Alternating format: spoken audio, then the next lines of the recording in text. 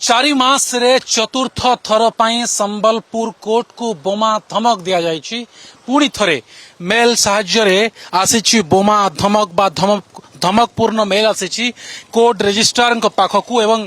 बम squad डग squad तन्न तन्न करी कोर्ट परिसर को जांच करुछि। अन्यपटे जदि देखिबे फायर टीम मध्य आसीछंती एटी मुतयन अछंती काले कोनसी अघटन घटिले तुरंत किमती पदक्षेप निया जाई पारिबो बा सुरक्षित लोकन को उद्धार हेउ बा तमाम दिग को चिंता करी एठी फायर टीम मध्य उपस्थित अछंती प्रतिक्रिया नबा ये चतुर्थ थर पई पुणी थरे मेल आसीछि धमकपूर्ण मेल बोमारे उड़े देबा पई केते तत्परता देखिबा मिलछि एवं आपण केते प्रस्तुत अछंती। फायर टीम आमर पूरा प्रस्तुत अछि सब इक्विपमेंट सहित आमे सब प्रस्तुत हेकि रहिछु। जो बारंबार मेल आसुछि चतुर्थ थर पई बोमा धमक आसीछि आपण को केते बेले खबर दिया गला एवं के खबर देथिले कोन मेल रे थिला कि जानि छन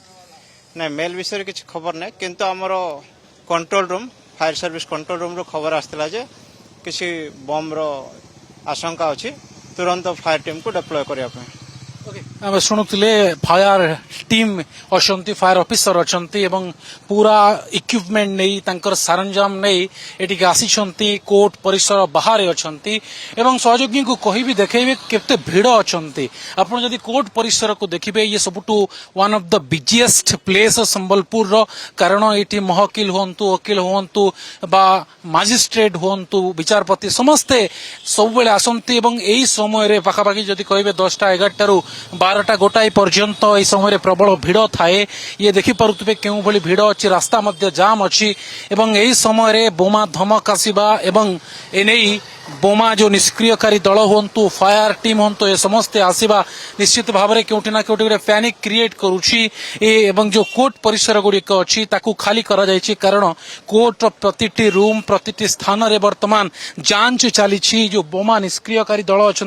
मु कहि देखिपे सहयोगी कहि देखेबे केमती गेट बाहर प्रतिटी कोर्ट रो गेट बाहर केमती पुलिस मुतयन अच्छा जो माने भीतर को प्रवेश करुछंती मध्य जांच करा जाउछि स्क्रीनिंग करा जाउछि एवं तापरे जे छड़ा जाउछि कारण बारंबार एभली धमक आसीबा बारंबार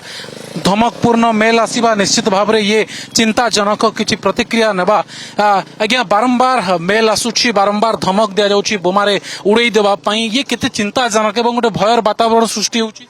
भय किछि नहीं ये उद्वेगजनक बारंबार एभली जो हक्स कल आसुछि धमक आसुछि ता तदंत सापेक्ष कहीं करा जाऊ नहीं एवं जो माने एथिरे संपृक्त सेमानक पाखरे पहुंचीबा पई कहीं असुविधा होउछि ये मध्य चिंतार विषय तेणु निश्चित भाव में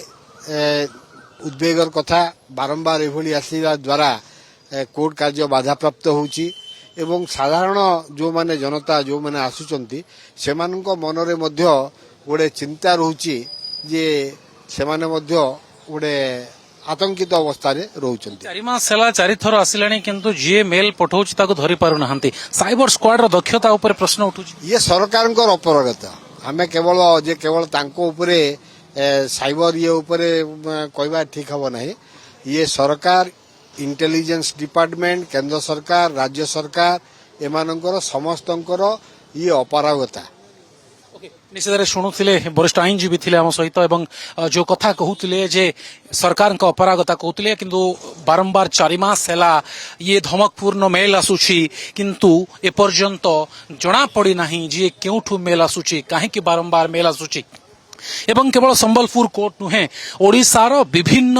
जो न्यायालय अच्छी कोर्ट अच्छी सेठी के धमक आसुछि एवं पुलिस बम स्क्वाड डग स्क्वाड फायर टीम एमाने बारंबार हैरान होउछंती। संबलपुर वीडियो जर्नलिस्ट सुब्रत लिपन होता कनक न्यूज।